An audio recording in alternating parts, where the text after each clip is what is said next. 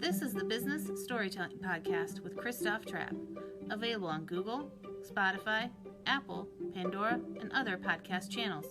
Want to play it on your iPhone? Just ask Siri to play the Christoph Trapp Business Storytelling Podcast, also available on Alexa. Here's Christoph with today's episode.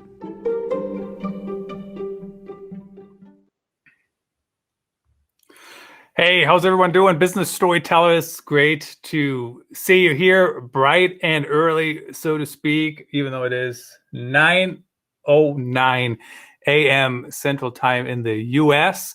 On a Saturday. Don't do too many Saturday live shows, but every once in a while, why not? I've been on vacation all week.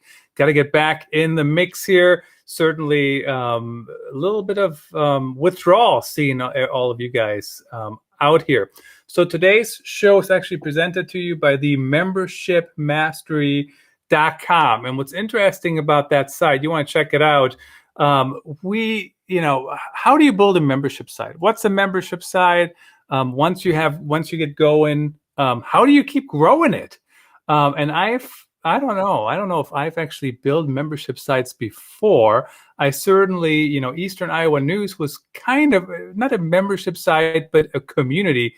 I wanted people to share their content, share their information. It was kind of like how Facebook is today to an extent. It's not Facebook certainly, but it was like a mix between news media and community. So today's guest, Ryan Carruthers, I'll bring him on here. He's in the UK, so he's way past the breakfast time, which is what I just passed.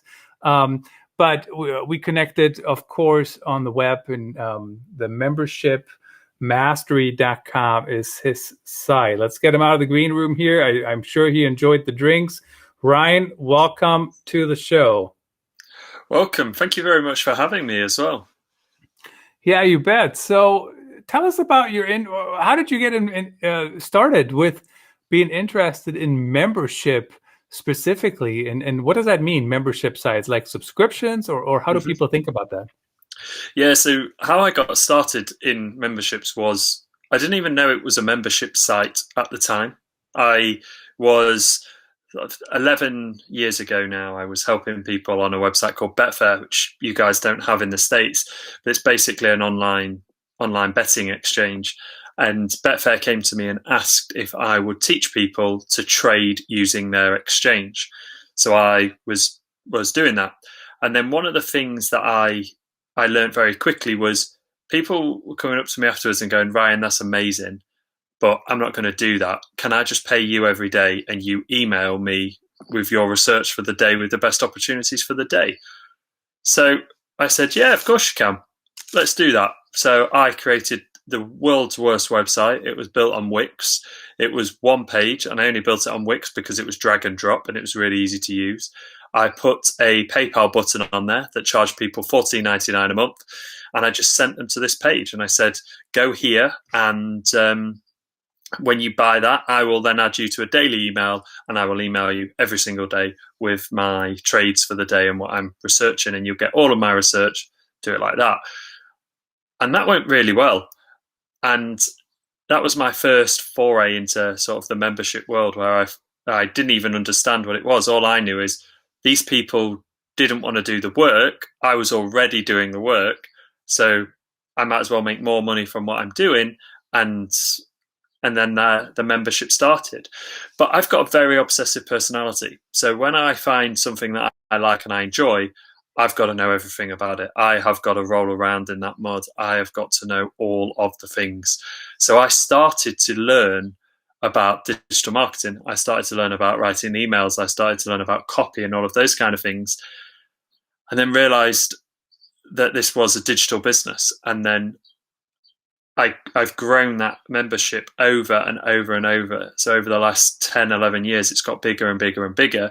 And now I've moved on to teaching people about their own memberships. But a membership can be very, very simple. You don't need to overcomplicate it. You can put whatever you want inside of your membership. It could just be a community. That's how the membership that I still have to this day from my first email membership evolved into. It evolved into a community because there wasn't a community to go to that was very nice. It was all horrible. Mm-hmm. So I created a community which was £7 a month because there wasn't many other Betfair traders. And there's nowhere for me to talk to people. £7 a month. It was just a community. You got involved in that community. You can do them with lots of different things. So in its simplest form, a membership is somebody paying on a recurring subscription to have access to something. That could be content, that could be masterclasses, that could be Q&As, that could be a physical box that you send out. That's all it is. So interesting about the pricing though. So when you said $44.99 or whatever it was, I was like, oh, that's a good chunk of change. But then like whatever you said, £7 or £6 or £9, that's, not as much. And it's interesting to me, like, how do you even come up with pricing? And maybe let's get back in a little bit here and talk about what kind of sites and whatnot. But I'm interested in the pricing for a moment.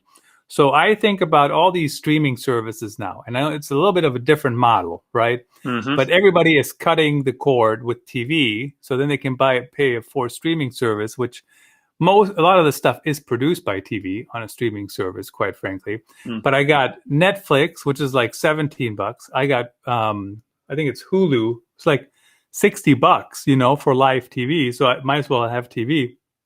And then I have Apple TV, which is free for the first year, but then it's $4.99, which is like, I might just have that to have it. I mean, that's not that much. Yeah. But how do you kind of find the sweet spot? So if I had, let's say I had 20 membership sites I want to be a member of or whatever, I wouldn't pay $44.99, right? But I might pay $2.99 and forget them, even though $2.99 times 20, that's still a good chunk of change. Mm-hmm. So how do you figure out what's the right pricing? How do you do that as a business and for the audience? It's a great question. And it comes down to value. So if you are in a niche or in a market where you can charge more because you're solving a problem, and that problem has a greater value, then you can charge more. So for example, if you had a membership, for example, like one of my members does, and I advise on her membership, is she helps people with their Facebook ads. So she gives you all of the information that you need to build your Facebook ads. And then she also does as part of the membership, she does a one-on-one initiation call with you to actually get you set up and your campaigns done. And then from there, she does a weekly group coaching call where you can have your ads reviewed. Now that is worth a lot of money because that has the potential to make you a lot of money with your ads and turn your ads profitable. So she charges $97 for that a month, which is value. So it goes down to that. And that's how I advise that with all my clients, to say, a lot of people go, well, my competitors charge $14.99 or $7.99 or $8.99 or £50. Well, firstly, I'd look at what you want. Like, a membership business is great, and a lot of people go into membership businesses because they want to do this one to many. They want to take their skills and they want to teach it to many people. Maybe they're a consultant and they're pitching for work all the time. So think about what you want to make for that year. So if you want to make $100,000 that year, okay, well, how many members do you need? If you divide 100,000 by 12, you'll get a monthly figure. Then you can look there at the different price options that you can go for, and then ask the question, what can you give at that price point that is value at that price point? So if you wanted to do $2.99, what's value at $2.99? At $14.99, what is value at $14.99? At $29.99, what is value? At $49.99, what is value, etc. And that will very much determine then what you charge for your membership. So it all comes back to that value in which you are providing for your audience. I mean, it kind of comes back to how, if I want to make 100,000, how do I get there? Well, 5 clients at 20,000, 4 clients at 25,000, or 100 clients at 1,000 or whatever. Like, I'm not going to do public math any deeper than that, but that's kind of how it makes sense. But it also matters, I suppose, whether it's B2B. And I'm not necessarily a fan of B2B, B2C, whatever. even direct to consumer and other such terms, but it's all people to people at the end of the day.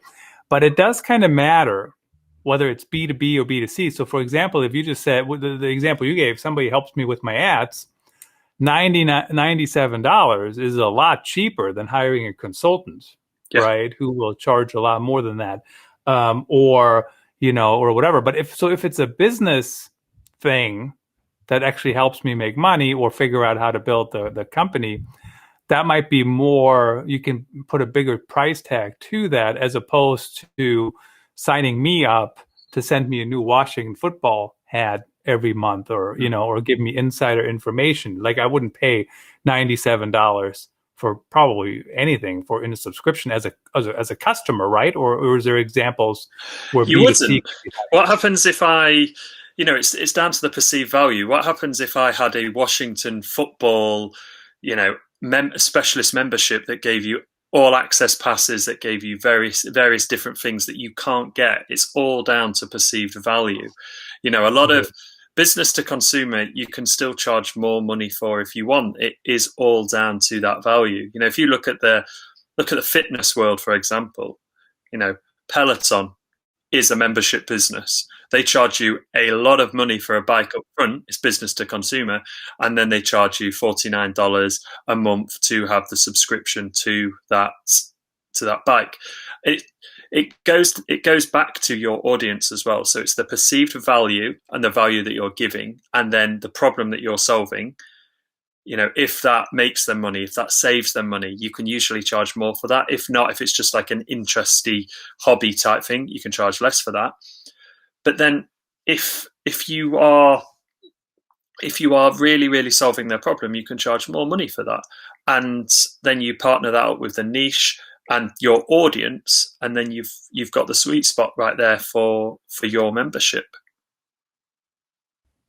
What's interesting about Peloton too, so I think I don't know if you said the number, but I looked it up quickly. So $12.99 a month, and I know the bike, and I guess they have treadmills and other things too. They cost a bundle, I don't know, $1,800 bike or something. Mm-hmm. But $12.99. So typically people would say, "Hey, who's your competitor?" My competitor is other podcasters or whatever in my niche, or other people in my industry. But when you just set the Peloton example, so I'm thinking about it. First of all, I got to pay the bike. Buy the bike. Then I got to buy the subscription. So the subscription is it's probably 60% cheaper than my gym membership. Yeah. So Peloton is, but then I got to factor in the bike, right? Because that's an expense. So Peloton, however, is also competing not just with other companies that do similar things, but they're also competing with gyms, right? With going on a walk, I guess. Yeah. Going on a run, right? Now we're talking running gear. Just going with a bike as well. Get a normal bike. Just go buy a regular bike. Yeah. So how far do you think subscription websites need to go into the analysis of competition when it's that far reaching, or how do they do that? That is a good question, and I think no matter what business you're going into, you need to do your audience research on that. Competitors are, and ultimately you need to know the problem. People do not buy a product for no reason. Really, they buy that product, and usually it's to solve a problem. So the first thing I would do is go and research your audience, and to do that, I have this saying where I like to camp out in their mind. I like to see the world through their eyes.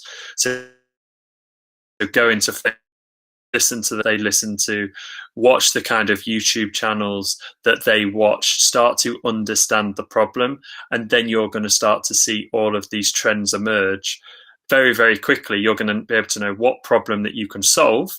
You're going to know how you want to solve that through your membership or your business, however that's going to be.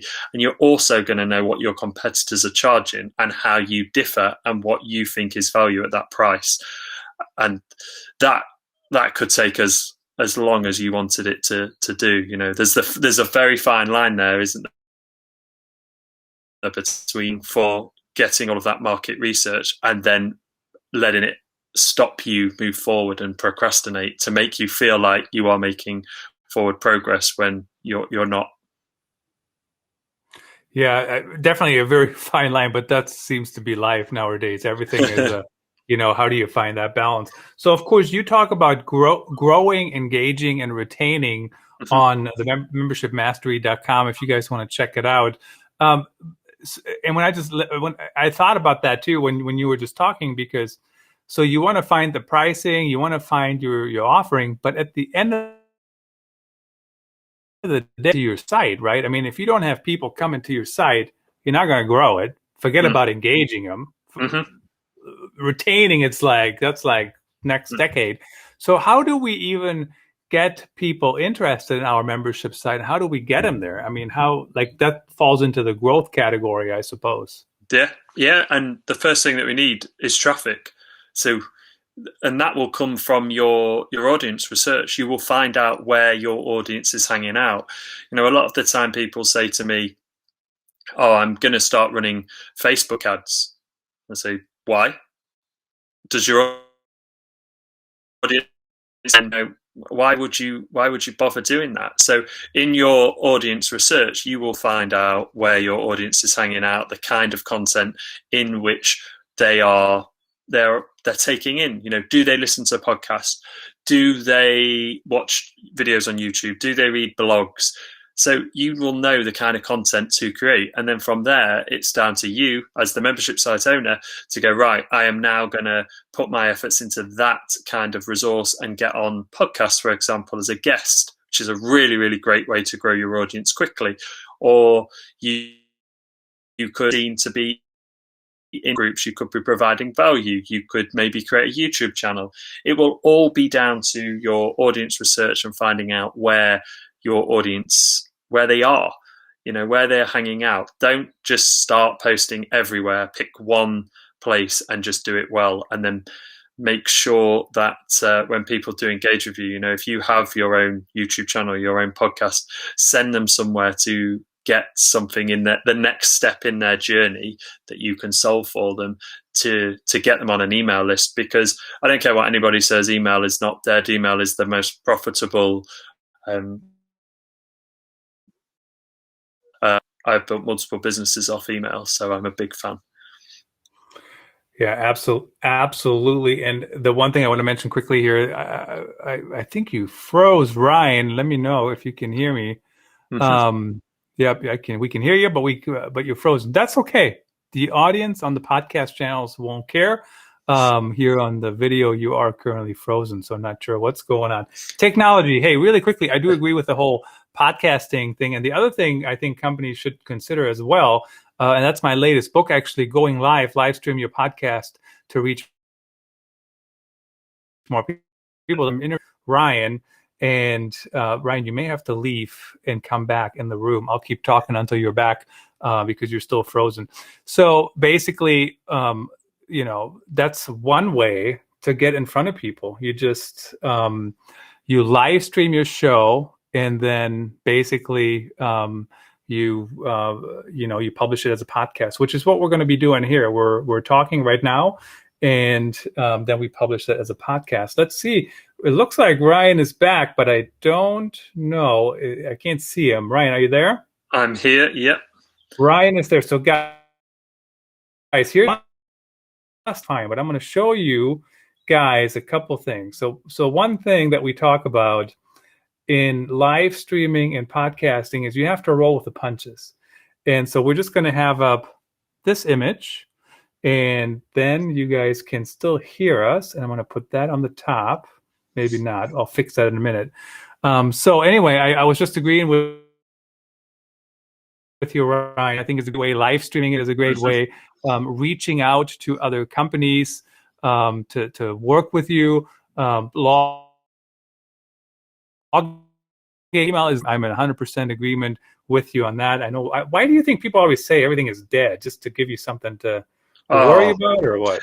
Do you know what I think it is? I think it's to be. I think maybe they read a book or something that said you've got to be controversial.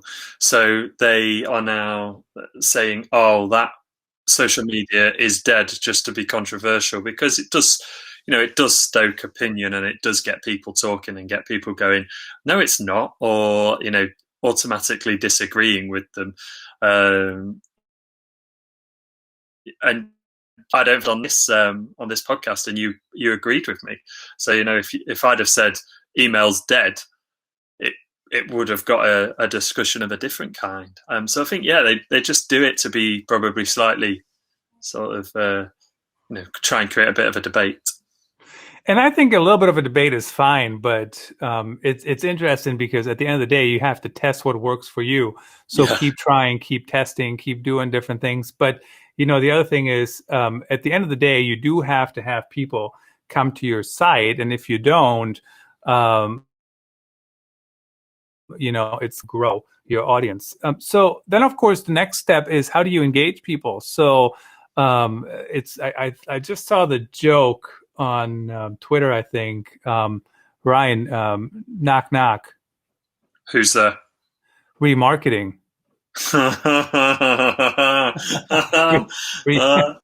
Remarketing who? Remarketing. Yeah. So are you a fan of remarketing? Is that one strategy that you recommend, or how do you feel about how do you engage people once they're there? Yeah, so I make it about them. Your job as a membership site, and it's not about you. You are not the hero of that journey, and I don't want my members to be dependent upon me. I don't want that to be a dependent relationship. I want to be able to guide them through. Very similar to how Don Miller from StoryBrand says, the audience is the hero of the journey. It's not you. So I make it about them. So then everything that I do, everything I create is to get them towards that goal that they want. So for people with a membership site, my goal is to help them grow, engage, or retain that membership. So then I have tools, toolkits, private one-on-one calls all in my membership that help them do that. So I make everything about them. The posts that I put inside of my membership are about them, to get them talking. Things like, what is your number one goal for the week? What are you working on? Or what are your top 3 business books of all time? What is the book that you think every X should read? So whatever niche you're in. Very simple things, just like on a scale of 1 to 10, 10 being having an amazing membership, fulfilling your lifelong dreams, and 1 being not even started yet. I make it very, very simple. And then what I do as well is I use email. So if you are a member of my membership, you will have a very strong onboarding sequence to welcome you, to engage you into the membership, to show you around. Very similar to when you go to a hotel and they tell you the best bits of a hotel. That's all onboarding is. And then every week I email out some of the best things that have gone on in that community, so that brings you back into the community. And then if you're not a member, every single week I release a podcast on a Wednesday. So my podcast is the Membership Mastery. It's just a little blurb about why I think you should why you should listen to that podcast. And all of those things helps to build that relationship up with your audience and make it about them. And that's what it is for me. And then just remember that this is a long game. It's playing the longer game, not a flash in the pan type thing. That's the difference of a membership. You are building a community, and if you build it right, it will very, very much look after you for the longer term.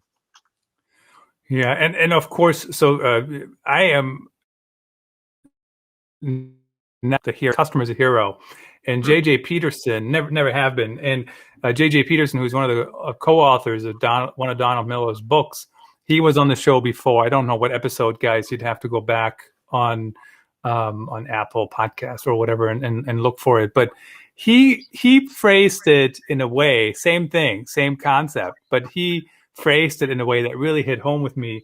And it's, you need to make sure you're solving a customer's problem. And that is the first thing that you actually share. You don't say, hey, look at me, I'm awesome, I can help you do the same. Or look at me live streaming, buy my book, blah, blah, blah. Like, you have to say, here's why you should live stream your podcast, because you're going to reach more people. The end. We'll look at the numbers here when we're done, but I bet you it's more than we would have had on a podcast only, right? Just because it's already more channels. So you always want to phrase it that way. So I do like their formula that they came up with. At the end of the day, you still have to do the formula and, do it. So when you engage people on your membership site, though, Ryan, I assume once you get that going, I mean, people to streaming services. Oh my goodness. I go from Hulu to Netflix to Apple to, I haven't done Peacock yet, but whatever. Like, I switch them, sometimes more often than I switch underwear. Haha. But, is that, how does that look? What's the loyalty, I guess? Yeah, the loyalty aspect is huge, because people will always come to your membership to solve a problem, but then they will stick around for the community in which you build and that feel. So I've had members that have been with me for 10 because of the community element. And you're so right. The way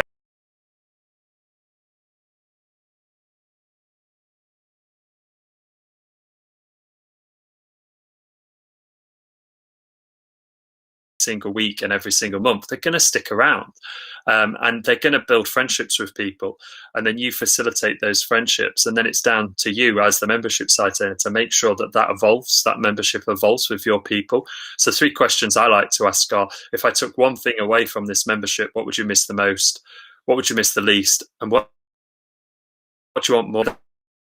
That 20 principle as well. A lot of the times, a lot of the stuff that you actually do isn't actually that beneficial for your life and for your membership. And when I asked that question in my membership, the answers amazed me, and it actually enabled me to get rid of some of the stuff that they didn't want. It was just fluff and filler that actually I thought, gosh, they definitely need this. This is what I need, but it's not about me. And then the engagement increased again, and then people stayed around for longer, and then you get a better age community and a better business as well. It's interesting to think about, what do people actually care about, and maybe that's where retention comes in, which of course is the third pillar that you focus on. We were just traveling last week, and in 2019, which travel used to be a lot different back then, as we all know, pre-COVID. I really enjoy travel, and we flew to Phoenix round trip on American Airlines, and we were upgraded into first class. But here's and it's frequent flyer programs are kind of like a membership. Yep. But the experience, it was not the same. There were no drinks, there was no meal, nothing, right? And so those things matter to me. I mean, even like getting the offer of something to drink once you board. I think that isn't that the reason why they get you on board first in first class, because that's a perk. But none of that happened. So it missed something. It really got stripped down to we're going from one place to another. And unfortunately, some of those things were stripped to keep us from COVID. But how do companies figure out what matters and what doesn't matter? I mean, is it really just about asking, or how do they do that? It comes down to a couple of things. So it comes down to firstly asking. So those 3 questions that I gave, if you as a business owner, membership site owner, use those in your business, you get really, really good feedback. And they're not like, please can you fill in this feedback survey form that we're not going to really bother or care about. So if anyone does use those questions, a little tip here at the time in your community, in your business, make sure you send an email out to the list that you sent that feedback. That's the first thing to do, because if you don't do that, then next time you ask for feedback, you're not going to get it, because people are just going to go, Ryan doesn't care. And then the second thing is to test out various different different things, So frequent flyer miles are a gamification type tactic, really. You can use gamification into a membership. And Napoleon said, you can never underestimate man's desire. And it's the exact same in a membership. I have members, fully grown men, who have sent me videos of their children have taken them, getting giddy and excited because I have sent them an engagement trophy for engaging inside of my membership, for being a top member. So, think about all of those kind of things that you can do to gamification with your membership. Can you give them special badges? Can you give them special things on their profile, etc.? But also, what else can you do? Do you have sayings? So one of my members helps people sell on Etsy and different bits and bobs like that, and she says all the time, "Go on, get it done." And when her members have done really well and they have gone on and got it done, she sends them a mug free in the post. That then deepens that relationship with her as the membership site owner. It deepens the relationship with the community, and she's also seen that she's got results as well, and it's created a really positive experience. So she's going to stick around longer, but more importantly, she's going to get results. Russell Brunson did this as well, which is just literally the whole record labels idea that when you sell a certain number of them, you get a gold and a platinum. First time he did that at ClickFunnels Live, he had something like 5 or 10 people get them. It was like 20 minutes it took him.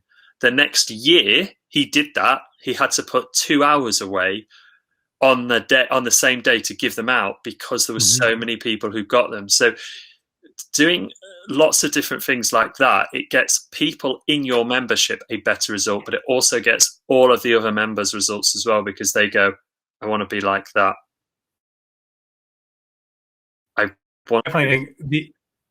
Definitely interesting, especially the whole thing. Now I'm frozen. Especially the gamification. Of course, we see that on Facebook and other places all the time in groups. So-and-so is a rising star or a visual storyteller or whatever it might be. So you kind of see that over and over. And of course, frequent flying, that's gamification too. But I'll tell you what, it's very meaningful when you can take your family on vacation because you played the game pretty well, I guess, to earn as many points as possible. So I think we talked about all 8 points I didn't ask about yet. No, I think we covered the 3 pillars quite in depth there. So you got to grow, you got to engage, and you have to retain people. Of course, to grow anything, you got to drive people to your site. By the way, I've been talking about site, but when you talk about membership site, is it always a website or is there something new on the horizon? It could be an app, I guess, right? Or something like that. And what all fits into that category? Yes, so there's loads of different tech out there now for membership websites. You could probably spend 6 months looking at all the different ones, version of what's going to work for you. So if that's initially it is a website and you're going to want some kind of community on there, but it could be as simple as a ClickFunnels site that people can just go to. They can buy your thing and then you put the membership inside of a group, on Slack, on Facebook, etc. So if you want to go crazy and have it all singing, all dancing, you can do that. But for me, I would advise people, if they are just getting started and testing this membership out for their business, just do the simplest form of this. Just email people a Zoom link every week, and then you answer their questions via email or via WhatsApp or Telegram or whatever you want to do. Just keep it simple. Of course, building a website is so easy nowadays. I mean, you mentioned Wix, which I've never been a big fan of, but WordPress, similarly easy, to get things up. Now even the podcast, I saw Anchor, which is what I use for my podcast distribution, basically offers you to build a podcast website immediately through WordPress. Guys, I want to mention one quick thing here before Ryan and I wrap it up. But if you're watch live stream, you heard it as well. I lost Ryan during the show, right? And in case so now I put up a thing, voice of Ryan Carruthers on the top. So I still have his website up there.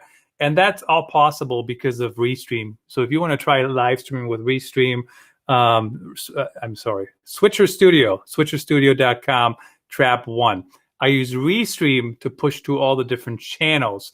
So they do work hand in hand, and there's a link in the show notes for Restream as well. You can connect with Ryan at the membershipmastery.com. And then Ryan, anybody that fits into those 3 categories, or if I'm considering I should do a membership side, I mean, what kind of services do you offer? Yeah, so if you haven't already got a membership, then you probably just want to listen to the podcast. There's a 15-step series to launch your membership on there. So that's totally free. It takes you through every single step that you need. So if you search for the Membership Mastery on all of your major podcast providers, you'll find it. If you have a membership already and you want to grow, engage, or retain, then you can reach out to me. If you go to the website, you engage or retain, there's a few freebies on there as well, and then you fill in the form, you'll get the freebie, and then I'll start emailing you. And then if you want to work with me, you'll see how you can do that in the emails. It's very straightforward. I have a membership, as you would imagine, and inside of that membership you get access to the toolkits that give you the tools to scale. I personally create everybody who signs up a growth plan as well. So I have a questionnaire that they fill in to tell me what they're doing, where they're at, and then I will create them a growth plan. As to praying with me inside of that membership as well. And then we have a group coaching call every week, and we've had some insane results from people on that group coaching call. So one of my members did her first 20K month from the advice that came through that call, and just... Ooh. Really good coaching call group, and got a really good format with that as well, really good structure with it, and it just works really well. Fantastic. I was just going to pull up the website here quickly, not the website, but we could as well, the Membership Mastery. You guys can check it out here on all the different channels. Actually, I should probably get rid of the little logo there so you can see it a little bit better. And a ton of episodes. You publish every week, maybe, huh? Roughly. Yeah, every week I put an episode out. I'm currently already recorded till the end of May as well. Fantastic. That's always great to hear. I know how that goes. I think I'm booked through May, and we're only March something. No, we have using SparkToro to build your marketing machine for your membership. My favorite funnels to get sales for your membership. Get more sales of your membership by showing behind the scenes. How to build an audience for your membership. So looks like a very good show. I subscribed, as you guys can see right here. Hopefully you guys want to do the same thing. And you can connect with Ryan and the Membership Mastery, of course, at the membershipmastery.com. Really appreciate everyone tuning in today. Ryan, thanks for joining us. Thanks to the membershipmastery.com for the support of the live show and the podcast. Really